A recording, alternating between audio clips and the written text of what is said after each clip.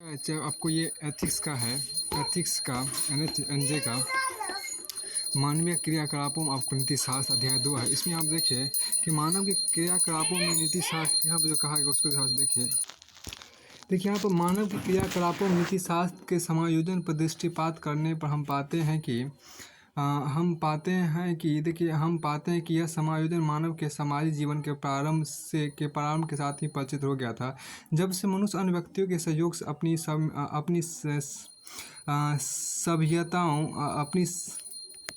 अपनी समस्याओं का समाधान खोजने लगा, तभी से उसे कुछ ऐसे नियमों की आवश्यकता पड़ी जो उसकी तथा दूसरे लोगों की इच्छाओं, रुचियों, आकांक्षाओं, उद्देश्यों तथा स्वार्थों में होने वाले संघर्ष को कम या समाप्त कर सके और जिनका पालन करके वह अन्य लोगों के साथ सुखपूर्वक रहते हुए एक सामंजस्यपूर्ण समाजी जीवन व्यतीत कर सके। कालांतर में यही प्रक्रिया सामाजिक नैतिक नियमों के रूप में मानवीय क्रियाकलापों में नीतिशास्त्र के रूप में दृष्टिगोचर होने लगी। अब देखिए मानवीय क्रियाकलापों की अवधारणा के बारे में हम देखिए यहाँ जो मानवीय क्रियाकलापों में जो आपको यहाँ पर उसको देखिए, इसमें ये है कि देखिए मानवीय कर्म आंतरिक एवं बाह्य तथ्यों का प्रत्यक्ष परिणाम होता है। कर्म के बाहरी धातु पर अवश्यगामी रूप में नैतिक मूल्यों का प्रभाव पड़ता है। कार्य करते समय मानवीय भूल अपरिहार्य है, लेकिन नीति शास्त्र के अंतर्गत समाहित सभी चीज़ें मानवीय क्रियाकलापों को न केवल एक बेहतर दिशा दे सकती है वरन सफलता को उच्च मापदंड भी स्थापित कर सकती है। आइए हम देखिए क्या विदित हो कि नीति शास्त्र का सर्वाधिक केंद्र अनुमानवीय कार्यों पर होता है। कार्य के दौरान बहुत से ऐसे कार्य संपादित किए जाते हैं जो जानबूझकर संपादित होते हैं, लेकिन बहुत से कार्य गैर इरादतन संपादित हो जाते हैं। विद्वानों द्वारा इसे कर्म एक्टस हुमेंस और एक्टस होमिनस कहा जाता है। उल्लेखनीय कि मानवीय क्रियाकलापों के समय कुछ विशिष्ट तथ्यों का ज्ञान जरूरी होता है, जैसे कार्य करते समय कुछ सूचना एवं विशेष तथ्यों की जानकारी हो। कार्य करते समय कुछ सूचना एवं विशेष तथ्यों की जानकारी हो। स्वयं उपस्थिति कार्यस्थल पर अनिवार्य हो। स्वयं उपस्थिति कार्यस्थल पर अनिवार्य हो। स्वयं की उपस्थिति कार्यस्थल पर अनिवार्य हो ताकि कार्य करते समय साक्ष्यों से तारतम्य बना रहे और सबसे बड़ी चीज़ की कार्य संपादन के समय स्वतंत्रता हो, क्योंकि बिना स्वतंत्र हुए कार्य की परिणति पूर्ण रूप नहीं होगी और परिणाम कैसे होंगे इसका निर्णय नहीं लिया जा सकता। इन तीनों तथ्यों के समन्वय से किया गया क्रियाकलाप सफलता का प्रथम चरण माना जाता है। अब फिर देखिए इन तीन बिंदुओं पर निर्मित विचार किया जाए। पहले कि विशेष तथ्यों की जानकारी निर्णय की प्रक्रिया तब तक शुरू नहीं की जा सकती जब तक हमें उस कार्य के बारे में बेहतर जानकारी ना हो। यह ठीक उसी प्रकार है कि किसी चीज़ के बारे में मानवीय इच्छा तभी पैदा हो सकती है जब हमें उस चीज़ के बारे में सटीक जानकारी हो। फिर देखिए कार्यस्थल पर स्वयं की उपस्थिति चीज़ों के बारे में निर्णय तब तक नहीं लिया जा सकता जब तक कि स्वयं की उपस्थिति और आंखों देखी परिस्थिति पैदा न हो। स्वयं की उपस्थिति से ना तो किसी अन्य प्रमाण की जरूरत होती है और ना ही मन में किसी प्रकार के संशय उद्भव होता है। स्वतंत्रता कार्य के स्वरूप देखिए स्वतंत्रता कार्य के स्वरूप एवं उसके बेहतर निर्णय का निर्धारण स्वतंत्रता के ऊपर निर्भर करता है। स्वतंत्रता कार्य के स्वरूप और उसके बेहतर निर्णय का निर्धारण स्वतंत्रता के ऊपर निर्भर करता है। साथ इसी तथ्य पर भी कि इस कार्य करते समय निर्णयकर्ता के ऊपर किस प्रकार के दबाव काम कर रहे थे या किन परिस्थितियों से वह गुजर रहा था। व्यवहारिक जीवन में भी इस बात के प्रमाण मिलते हैं कि स्वतंत्र निर्णय ही बेहतर परिवर्तन की आकांक्षा रखता है। स्वतंत्र कार्य परिवर्तनशील तथ्यों का निर्माण करते हैं। अब आगे यहाँ पे उपरोक्त सूचनाओं से यह बात प्रमाणित होती है कि मानवीय क्रियाकलापों की इन सूचना एवं तथ्यों का होना जरूरी है। साथ ही नीति शास्त्र के प्रत्येक चरण में मानवीय क्रियाकलापों का इन तथ्यों एवं सूचनाओं से सामना होता रहता है। नीति शास्त्र के अंतर्गत कुछ मामलों में मानवीय क्रियाकलापों के असफल होने में कुछ तथ्यों की अधिकता देखी गई है। जो ज्ञान उपस्थिति एवं स्वतंत्रता के उल्टे पाए जाने पर मानवीय क्रियाकलाप की सफल क्रियाविधि पर प्रश्न चिन्ह खड़ा करते हैं। जैसे भय, अधिक जोश, अज्ञानता, हिंसा, मानसिक और शारीरिक स्थिति आदि। जैसे कि भय, अधिक जोश, अज्ञानता, हिंसा, मानसिक और शारीरिक स्थिति आदि। इसमें देखिए कुछ खास बातें यहाँ पर कहते हैं कि संसार की प्रत्येक नीति, ये भी जो यहाँ पर कुछ खास पॉइंट देखिए जो दिया गया है, संसार की प्रत्येक नीति एवं कार्य का सार तत्व होता है। संसार की प्रत्येक नीति एवं कार्य का सार तत्व होता है। इसी प्रकार नीति शास्त्र का सार तत्व भी है, जो कि अपरिवर्तनीय एवं अकाट होता है। नीति शास्त्र के सभी अनैतिक चीज़ों से परे नैतिक चीज़ों का समूह ही नीति शास्त्र का सार तत्व है। फिर आपको आगे यहाँ पर कहा गया नीति शास्त्र का सार तत्व की बात यहाँ पर की गई कि नीति शास्त्र का सार तत्व कई गुणों से भरपूर होता है। जैसे नीति शास्त्र नैतिकता सभी की नज़र में एक अस्त्र एवं एक दर्शन के नेतृत्वाधीन होगी, उसमें किसी भी प्रकार का प्रश्न चिन्ह नहीं खड़ा किया जा सकता। नीति शास्त्र में प्रत्येक चरण में तर्क का भाव समाहित होता है। जैसे कानून का सार तत्व आज्ञा पालन होता है, धर्म का सार तत्व आस्था होता है, विज्ञान का सार तत्व तर्क होता है। ठीक उसी प्रकार नीति शास्त्र का सार तत्व उचित कर्तव्य होता है। नीति शास्त्र का सार तत्व जनमानस के हित से जुड़ा होता है। नीति शास्त्र के सार तत्व में कई सिद्धांतों को सम्मिलित किया जाता है। अब देखिए तर्कवाद की बात यहाँ पर की गई है। देखिए नैतिक तर्कवाद, देखिए मोरल रैशनलिज्म की बात की, देखिए नैतिक तर्कवाद इमैनुअल कांट का सिद्धांत है कि इनके अनुसार नैतिक आवश्यकताओं तक बुद्धिवाद की मानकता पर आधारित है, जिसे वे सुस्पष्ट अनिवार्य कहते हैं। देखिए सुस्पष्ट अनिवार्य शक्ति कैटेगोरिकल इम्परेटिव बुराई को टालने एवं अच्छा करने का आदेश देता है। विधि के प्रति सम्मान किसी कार्य को अच्छा बनाता है, जिससे अच्छे कार्य का सार्वभौमिकरण होता है। इसलिए व्यक्ति को ऐसा कार्य करना चाहिए जो कहीं और समान परिस्थितियों में भी वैसा ही हो। इसमें नैतिकता निर्धारण का मूल मानव तर्क बुद्धिवाद है। देखिए व्यापकता की बात की गई कि नीति शास्त्र व्यापक स्तर के कार्यों का संपादन करता है। इसमें एक नहीं बल्कि अनेक के लाभ का मर्म समाहित होता है। किसी निर्णय किस प्रकार और कितना प्रभाव पड़ेगा, यह नीति शास्त्र की व्यापकता के ऊपर निर्भर करता है। व्यापकता ही कभी कभी नीति शास्त्र के बहुत सारे मानदंडों का खंडन करते हैं, क्योंकि हो सकता है कि नीति शास्त्र के अंदर संपादित होने वाले कार्य यद्यपि लाभ के अधीन हो, लेकिन उसका नकारात्मक प्रभाव व्यापकता लिए हुए हो। ऐसे में नीति शास्त्र के मानदंड बदल जाते हैं। अब आगे हम देखिए जो आपको है कि सार्वभौमिकता, देखिए यहाँ पर जो कहा गया सार्वभौमिकता, उपयोगिता और व्यक्तित्व की बात, इसको करते हैं पहले। तो यहाँ पर आपको जो कहा गया, देखिए यहाँ पर आपको है सार्वभौमिकता की बात की गई है। देखिए ये जो आपको सार्वभौमिकता एक तरह से व्यापकता की पूरक होती है, किंतु दोनों में मूलभूत अंतर यह होता है कि जहाँ व्यापकता के अंतर्गत नीति शास्त्र के पूर्व निर्धारित मानदंडों का खंडन हो जाना संभव है, वहीं सार्वभौमिकता इसकी स्थिति ना के बराबर होती है। नीति शास्त्र की सार्वभौमिकता का सीधा अर्थ है कार्य का सार्वभौमिक स्वरूप, जो कि नीति शास्त्र के सार तत्वों का मूल है। अब देखिए यहाँ पर उपयोगिता के बारे में यहाँ पे ये कहा गया।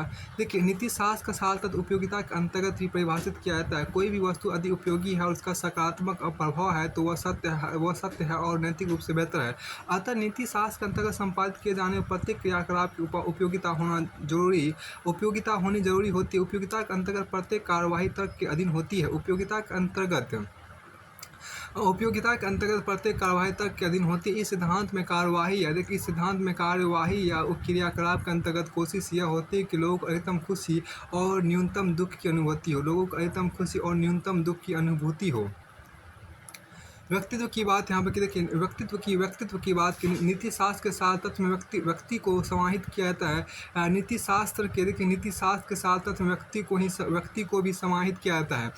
नीति शास्त्र के सार तत्व में व्यक्ति को भी समाहित किया जाता है। वस्तुतः क्रियाकलाप के प्रत्येक चरण पर व्यक्तित्व का बुरा प्रभाव पड़ता है। अब यहाँ पे एक खास बात देखिए क्या है कि नीति शास्त्र के सार तत्व व्यक्ति को भी समाहित किया जाता है। वस्तुतः क्रियाकलाप के प्रत्येक चरण पर व्यक्तित्व का प्रभाव पड़ता है। व्यक्तित्व में निर्णय लेने की दर, स्वतंत्रता का स्तर, ज्ञान की समझ आदि कैसी है, क्रियाकलाप की प्रकृति से परिभाषित होती है। मूल रूप से कहा जाए तो नीति शास्त्र के सार तत्व व्यक्तित्व प्रमुख है, क्योंकि समस्त सार व्यक्तित्व के निर्णय प्रक्रिया से जुड़े होते हैं।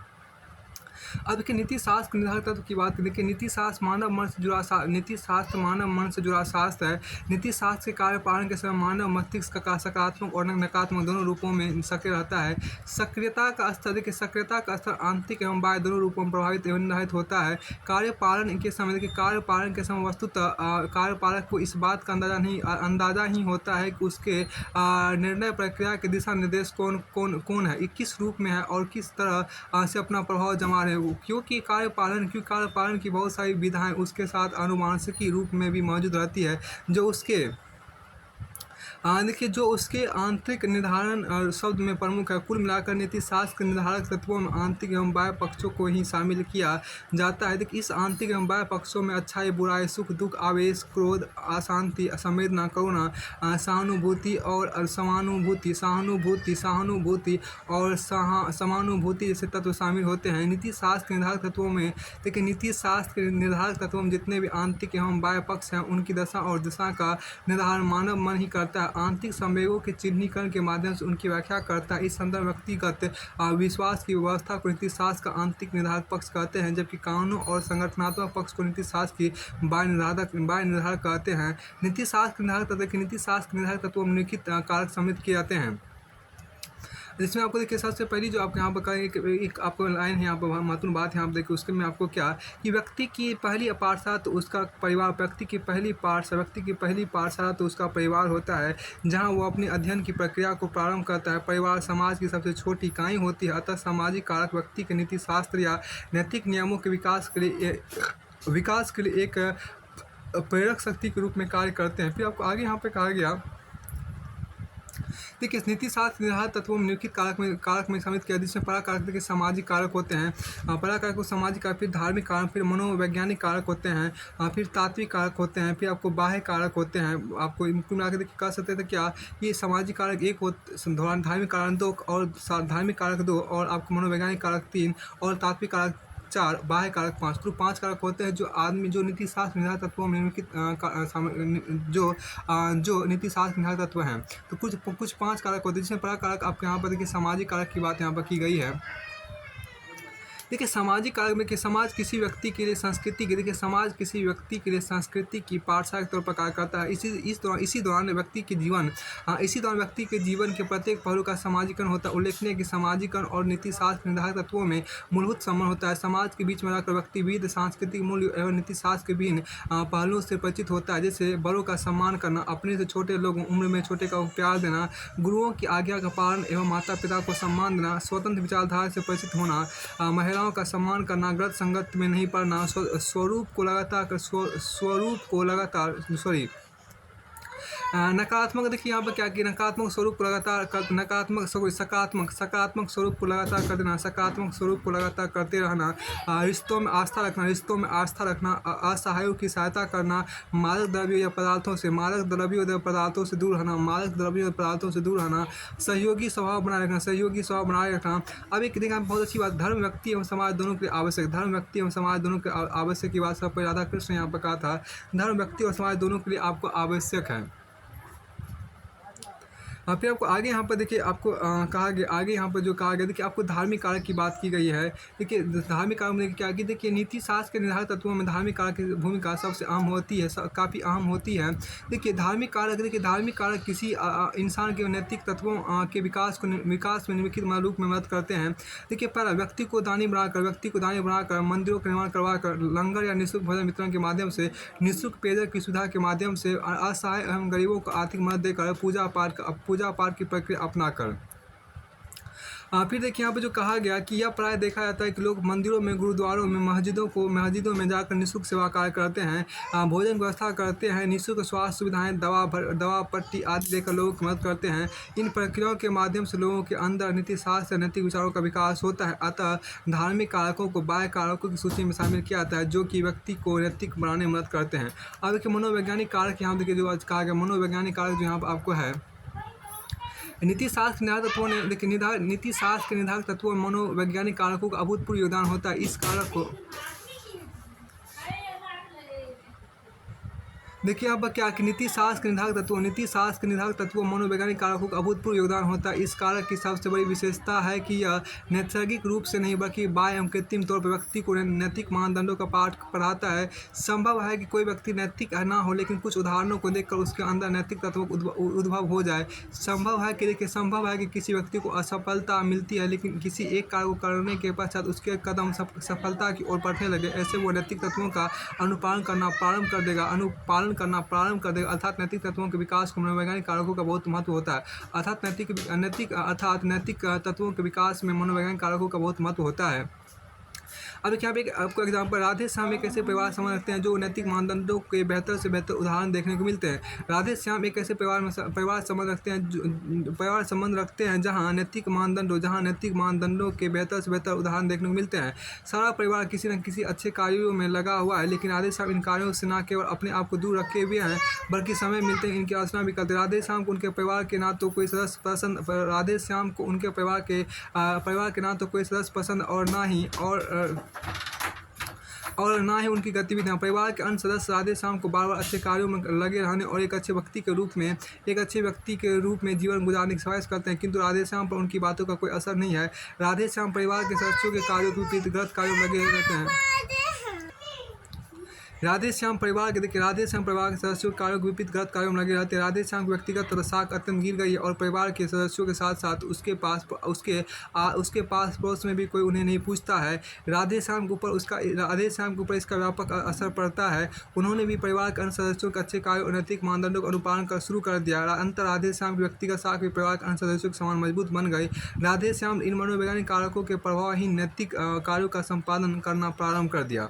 अब आगे यहाँ देखिए क्या कि एक यहाँ पे जो कहा गया था कि संकल्प के साथ साथ उत्तरदायित्व भी नीति शास्त्र के निर्धारित तत्वों में से एक है। संकल्प के साथ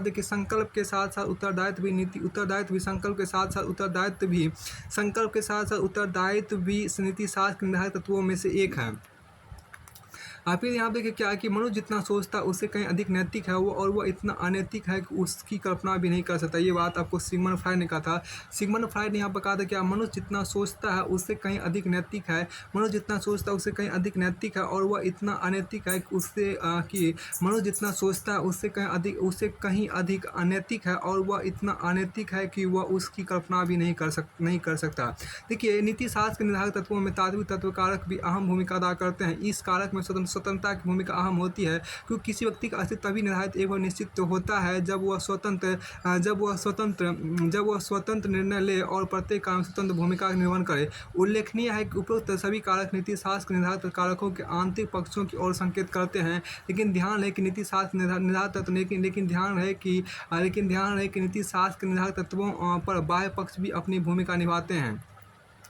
फिर आपको आगे यहाँ पर कहा गया, देखिए जो आपको बाह्य कारक की बात यहाँ पर की गई उसको देखिए यहाँ पर बाह्य कारक में जो आपको कहा गया, देखिए बाह्य कारक में क्या है कि नीति शास्त्र के निर्धारित तत्वों में बाह्य कारकों की भूमिका भी महत्वपूर्ण होती है। बाह्य कारकों में संवैधानिक तथ्य एवं उसमें संशोधित प्रावधान, संस्थानिक ढांचा, न्यायिक शक्तियाँ और समय समय पर उनका कानूनी सीमाओं के अंतर्गत निर्वाचन, लोक प्रचार और जनमानस की ऐच्छिक शक्तियाँ और वैधानिक संरक्षण इत्यादि शामिल किए जाते हैं। उल्लेखनीय कि बाह्य कारक नीति शास्त्र के निर्धारित तत्वों में भले ही शामिल किए जाते हैं, लेकिन उसकी भूमिका आंतरिक कारकों से निम्नलिखित रूपों में भिन्न होती है। पहला, बाह्य कारक सर्वदा थोपे जाते हैं। इनमें स्वैच्छिक भावना का तर्क काम नहीं करता है। बाह्य कारक सर्वदा थोपे जाते हैं, इनमें स्वैच्छिक भावना का तर्क काम नहीं करता है। बाह्य कारकों में नैसर्गिकता, देखिए बाह्य कारकों में आपको नैसर्गिकता का अभाव होता है। बाह्य कारक पूर्व निर्धारित सीमाओं का पालन करते हैं क्योंकि इसमें इच्छा शक्ति का अभाव दिखता है।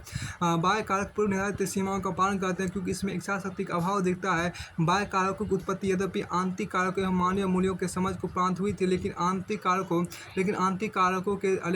कारकों से स्वतंत्र रूप में इसकी कार्यविधि संचालित होती है। बाह्य कारकों द्वारा, देखिए यहाँ पर क्या कि बाह्य कारकों द्वारा किए जाने वाले नैतिक कार्य एक लक्ष्य की भांति संपन्न किए जाते हैं क्योंकि इनमें बाध्यता का प्रावधान होता है।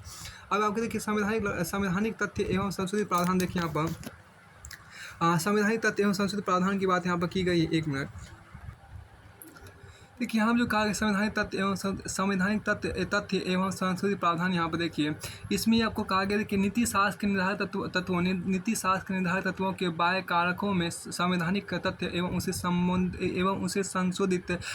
संशोधित प्रावधान अत्यंत जटिल होते हैं। संवैधानिक तथ्यों में राज्य के नीति निर्देशक सिद्धांत एवं उनमें हुए संशोधनों को शामिल किया जाता है। जैसे भारतीय संविधान का अनुच्छेद 38 के तहत यह प्रावधान है कि राज्य लोक कल्याण की अभिवृद्धि के लिए सामाजिक व्यवस्था बनाएगा। उल्लेखनीय है कि इसके माध्यम से राज्य को नैतिकता की सीमा में शामिल किया गया है। इसी तरह इसी तरह अनुच्छेद 39 में राज्य के लिए कुछ नीति निर्देशक तत्वों की बात की गई है। जैसे राय द्वारा बालकों को स्वतंत्र और गरिमामय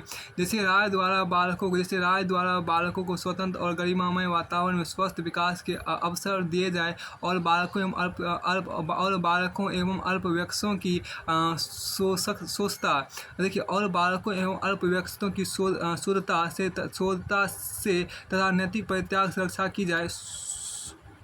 देखिए शुद्धता ही है, शुद्धता तथा नैतिक परित्याग से रक्षा की जाए। इसके अलावा भी कुछ प्रावधान निबद्ध पैरा 38 को अनुच्छेद 39 को में क्या सामान्य और निःशुल्क विधिक सहायता आपका अनुच्छेद 39 को में आपको सामान्य और निःशुल्क विधिक सहायता है। फिर आपको आगे यहाँ पर देखिए कि अनुच्छेद 41 में है कुछ दशाओं में काम, शिक्षा और लोक सहायता पाने का अधिकार है। अनुच्छेद 42 में काम की न्याय संगत और मानवोचित दशाओं का तथा प्रसूति सहायता उपबंध है। अनुच्छेद 43 में कर्म कारणों के लिए निर्वाह मजदूरी आदि है। और अनुच्छेद 44 में आपको नागरिकों के लिए समान सिविल संहिता है। अनुच्छेद 45 में 6 वर्ष से कम आयु के बालकों के प्रारंभिक बचपन की देखभाल और शिक्षा का उपलब्ध। और अनुच्छेद 46 में अनुसूचित जाति और अनुसूचित जनजाति और अन्य दुर्बल वर्गों की शिक्षा और अर्थ संबंधी हितों की अभिवृद्धि है। और अनुच्छेद 47 में क्या पोषाहार स्तर और जीवन स्तर को ऊंचा करने तथा लोक स्वास्थ्य का सुधार करने का राज्य का कर्तव्य है। और अनुच्छेद 48 में पर्यावरण का संरक्षण तथा संवर्धन और वन्य जीवों की रक्षा है। अनुच्छेद 48 को में पर्यावरण का संरक्षण तथा संवर्धन और वन्य जीवों की रक्षा है। अब इसमें देखिए खास बात जो कहा गया कि देखिए संवैधानिक प्रावधान, देखिए यहाँ पर क्या कि संवैधानिक प्रावधान एवं उसमें संशोधित विवरण नीति शास्त्र के निर्धारित तत्वों में शामिल किए जाते हैं। संवैधानिक प्रावधान एवं उसमें संशोधित विवरण नीति शास्त्र के निर्धारित तत्वों में शामिल किए जाते हैं। अमेरिका एवं ऑस्ट्रेलिया की संसद ने भी नैतिक संहिता को लागू किया है, जो कि नीति विषयक तत्वों के आधारशिला को मजबूत करते हैं। अब उपरोक्त तथ्यों के अलावा कुछ संवैधानिक संशोधन भी नीति शास्त्र के विकास में प्रभावी भूमिका निर्वहन करते हैं। जैसे 86वां संविधान संशोधन द्वारा यह प्रावधान किया गया कि माता पिता या सुरक्षा जैसी भी स्थिति हो उसे अपने उस बच्चे को जिसकी आयु 6 से 14 वर्ष के बीच हो शिक्षा देने का अवसर प्रदान करेगा। इसके अलावा स्वर्णशील समिति की सिफारिश पर संविधान में अनुच्छेद 51 को समेत करके मूल कर्तव्य की बात की गई है। इनके अलावा संविधान में अन्य बिखरे हुए प्रावधान है जो नैतिकता के रूप में समेत किए गए हैं। जैसे अनुसूचित जातियों एवं अनुसूचित जनजातियों के संदर्भ में किए गए प्रावधान, न्यायिक प्रावधान, आर्थिक प्रावधान इत्यादि। फिर देखिए यहाँ पर संस्थागत ढांचा की बात यहाँ पर की गई। संस्थागत ढांचा जो आपको यहाँ पर है, देखिए संस्थागत ढांचा इसमें जो नीति शास्त्र निर्धारित तत्वों में संस्थागत ढांचा महत्वपूर्ण है। संस्थागत ढांचे के माध्यम से नैतिकता ऐसे संबंधित मुद्दों का समय समय पर पर्यवेक्षण होता रहता है। साथ ही नियंत्रण की प्रक्रिया बनी रहती है। संस्थागत ढांचों के माध्यम से नैतिकता के सभी मानदंडों को न केवल समय पर पूरा कर लिया जाता है बल्कि उसके मार्ग में आ रही बाधाओं को भी समाप्त किया जाता है। देखिए विश्व के अन्य देशों में नैतिक मूल्यों की स्थापना के लिए विभिन्न संस्थाओं की स्थापना की गई, किंतु भारत के संदर्भ में इसका अभाव है। यद्यपि भारत में गठबंधन सरकारों का दौर शुरू होने के बाद राजनीतिक नैतिकता का तेजी से क्षरण हुआ है एवं पहले से मौजूद संस्थागत ढांचे भी अच्छे तरीके से काम नहीं कर पा रहे हैं। लेकिन फिर भी राज्यसभा की नैतिकता समिति एवं लोकसभा की नैतिकता समिति बनाई गई। इसके अलावा भी द्वितीय प्रशासनिक सुधार आयोग की यह सिफारिश है कि संसद के प्रत्येक सदन द्वारा नैतिक आयुक्त के नए पद का सृजन किया जाना चाहिए और उससे जुड़े कार्य एवं कर्तव्य अधिकारों की विरुद्ध व्याख्या की जानी चाहिए ताकि नीति शास्त्र के निर्धारित तत्वों में संस्थागत ढांचे की भूमिका को प्रमाणित किया जा सके। अब जैसे कि इसको हम यहीं पर छोड़ते हैं, यहीं आपको पेज नंबर 17 तक ही लिखिए और संस्थागत ढांचा पूरा हो चुका उसके बाद हम बाद में कर देखेंगे।